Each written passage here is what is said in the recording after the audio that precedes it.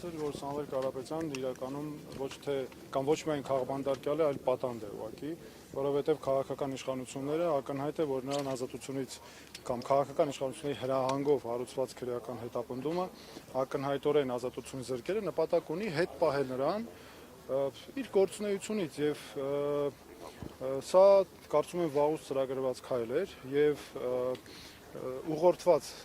քաղաքական հստակ հայտարարություններով, քաղաքական հրահանգներով եւ ազատություն զրկելը ամբողջությամբ տեղավորվում է դրա մեջ։ Ես դրա համար եմ ասում, որ իմ կարծիքով Սամվել Կարապետյանը պատանդի կարգավիճակում է։ Պարոն Թաթյան, տեսեք, այս ընթացքում մեղադրանքը, այսպես ասած, համալրվեց, այսինքն փոփոխվեց, նոր հանգամանքներ իբրև թե ի հայտ եկան, համենայն դեպս պաշտոնական պարզաբանումն է դա, այս առնչությամբ ձեր դիտարկումները, արդյոք սա կապ ունի նաև Կարապետյանի առաջնորդությամբ, գաղափարական առաջնորդությամբ թափ առած այսպես շարժման հետ։ Խնդրեմ։ Գիտեք, այստեղ իրավաբանություն չկա, ես չեմ տեսնում այստեղ իրավաբանություն, այստեղ պարզապես քաղաքական հրահանգների իրավական ձևակերպում է արված եւ արդեն այս պարագայում անիմաստ է, գիտեք, հասկանալ այս հոդվածն է, այն հոդվածն է, ակնհայտ է, որ խոսքը քաղաքական հետապնդման մասին է, ինչ հոդված էլ ուզում դրվի, քաղաքական հրահանգն է հիմքում։ Հիմա այս արդեն մեծ հաշվով նշանակություն էլ չունի եւ ես այո դա կապում եմ Սամվել Կարապետյանի գործունեության հետ, եկեղեցուն պաշտպանելու նրա գործունեությանը եւ ես նրա արարքում քրեական հետապնդման մասնագետ լինելով քրեական հետապնդման որևէ նշույլ այստեղ չեմ տեսնում։ Պարոն Թաթյան, եկեղեցու մասին խոսեցիք, ես հենց այդ հարցին անդրադառնամ նաեւ այսօրվա իրողությունների համատեքստում առավոտ շուտ այսպես լույսը բացվեց եկեղեցականների 6 եկեղեցականների ձերբակալության եւ քննչական կոմիտետ անելու լուրով այս առնչությամբ իհարկե ընթերցել եմ ձեր դիտարկումները այդուհանդերձ նաեւ լայն հանրության համար խնդրեմ ասեք ինչի համար է այսպես արվում հասկանալի է նաեւ որ արչեվում ինչպես նշել է Փաշինյանը, այսպես Էջմիածնի ազատագրման գործընթացն է, արդյոք նաև վեհափառի համար են ճանապարհ բացում այս ձևով։ Սա ակնհայտ է այսօր սկսված հետապնդումները, այսինքն այսօր չսկսված, շարունակվող այդ քաղաքական սցենարի մի արար, որ այսօր ուղղակի նախաձեռնվել է քահանաների ձերբակալումով, այնտեղ կան նաև աշխարհականներ եւ իհարկե առաջնորդը, թեմի առաջնորդը, ակնհայտ է վարչապետի կարգավիճակն ունեցող Փաշինյանը իր վրա է վերցրել միաժամանակ դատանի, դատախազի, քննիչի, օպերատիվ աշխատակցի լիազորություններ եւ դրա հենց այդ տրամաբանությամբ էլ գործում է քաղաքական հրահանգներով։ Սա գիտեք, ակնհայտ է, որ սա ես մի քանի անգամ շեշտել եմ, որ եկեղեցու նկատմամբ նրա գործունեությունը այլևս քրիստոնեության պաշտպանության հարց է եւ ինքը անընդհատ իրեն դիրքավորում է որպես հայոց եկեղեցու հետևորդ չի կարող մի մարդ հայոց եկեղեցու հետևորդ քրիստոնյա լինել, եկեղեցու հետևորդ քրիստոնյա կոչվել, որ անընդհատ ատելություն է սերմանում, անընդհատ մարդկանց թշնամացնում է իրար, նրա քաղաքական թիմը նույն այդ կերպ է վարվում եւ տեսեք այսօր ինչ է կատարվում, ինչ է նշանակում այս հոդվածի նախ այդ հոդվածը ամբողջությամբ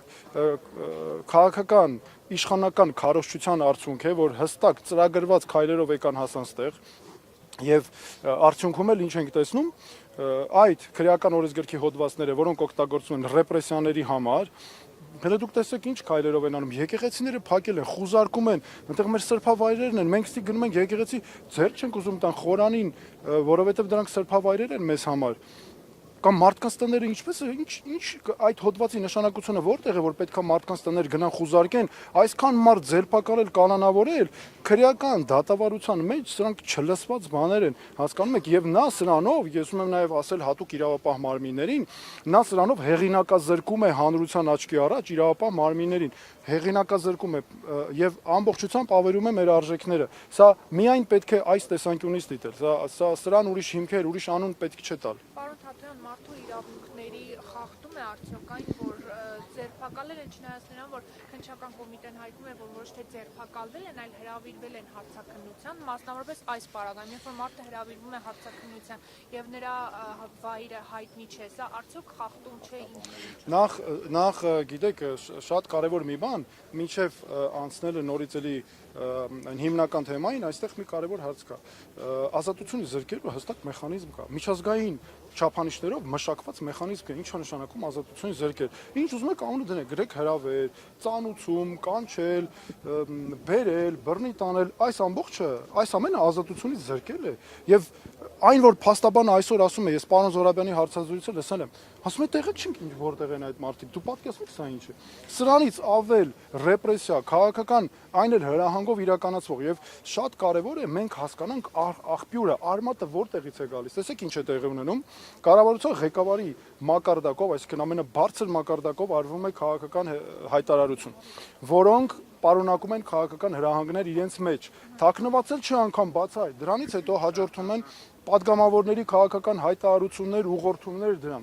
Հետո տեղի ունեն միանգամից իրավապահմանների գործողություններ, բայց որ առավել հատկանշական է, հələ տեսեք ամեն անգամ այս գործողությունները շատ սիրուն համընկնում են ադրբեջանական իշխանությունների հոգևոր առաջնորդից եկող հայտարարությանը։ Ընդամենը մի քանի օր առաջ ադրբեջանական հոգևոր առաջնորդը էլի նորից գնացել էր միջազգային այս անգամ հանրության մոտ, էլի բողոքում էր հայոց առաքելական եկեղեցու դեմ, հայոց առաքելական եկեղեցին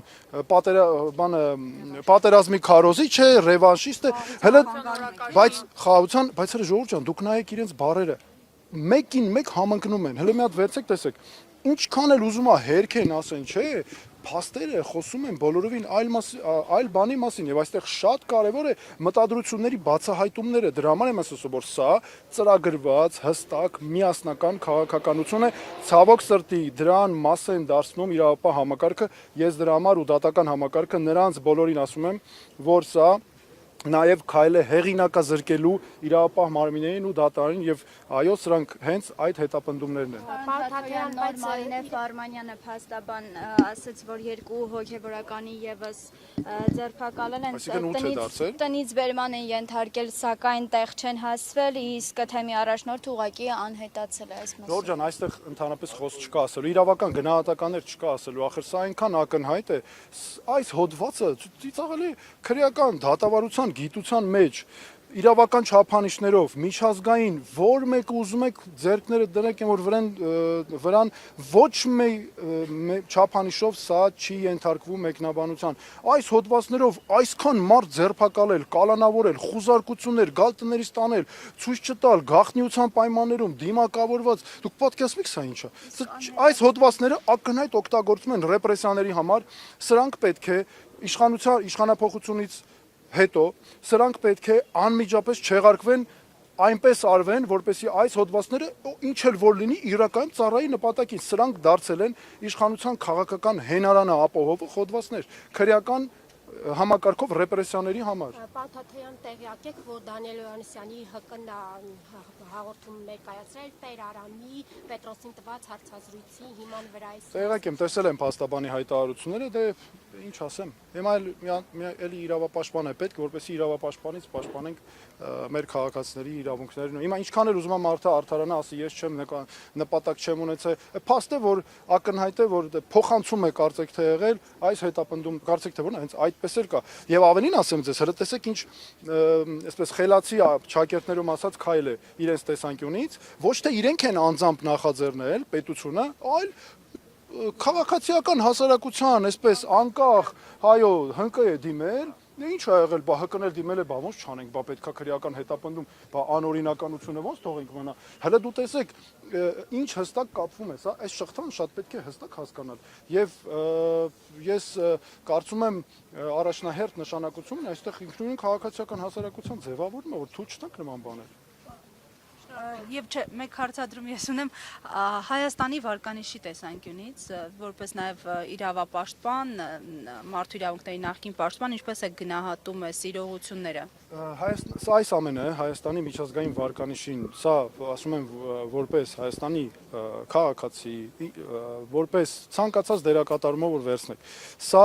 պարզ մարդկային հստակ բնորոշում է։ Սա Հայաստանի կամ իրավիճակ է, Հայաստանի միջազգային իմիջը լրջորեն վնասող հարց է սա։ Հələ դուք տեսեք նաև ինչ է կատարվում, հիշում եք այս ռեպրեսիաների ֆոնին, բառապաշար է բա օգտագործվող։ Ամբողջ միջազգային մամուլը ծաղրում է մեր բարձրաստիճան պաշտոնյաներ, սկսած կառավարության ղեկավարից սկսած, ինչ բառապաշար է օգտագործում։ Այո, միջազգային իմիջը ժողովրդավարության համակարգը սա վնասում է։ Այս ռեպրեսիաները օրինակ են, թե ինչի է բերում անձնիշխանությունն ու կուսակցապետությունը, եւ սա ժողովրդավարական Հայաստանի իմիջին ուղիղ հարված է, շատ ուժեղ հարված է, դրա համար պետք է վերացնել այս անձնիշխանությունը, որ մեր մոտ լինեն ինստիտուտներ, որ ով էլ ինչ ուզում անի, չլինեն sense ռեպրեսիաներ, կախված է մարդու կամքից։ Այսօր արթնանում է քրիստոնյա, այսօր արթնանում է քրիստոնյա է, վաղը արթնանում է ուրիշ տրամադրությունով, հո դրանով չի կարող երկրի ղեկավարի գործողությունները պայմանավորված լինել։ Դուք քաղաքական հայտ եք ներկայացրել, չեք վախենում ռեպրեսիաներից։ Այստեղ քաղաքական հայտի հարցեր ես չեմ, ես եկել եմ աջակցելու Սամվել Կարապետյանին։ Ես չէ, դուք ռեպրեսիաները գիտեք ինչ կա, եթե մենք չհելնենք չպայքարենք այս ամեն ինչի դեմ բոլորով միասին, որպեսզի ձերբազատվենք այս ապօրինություններից, հետո դրանից հետո ինչ է,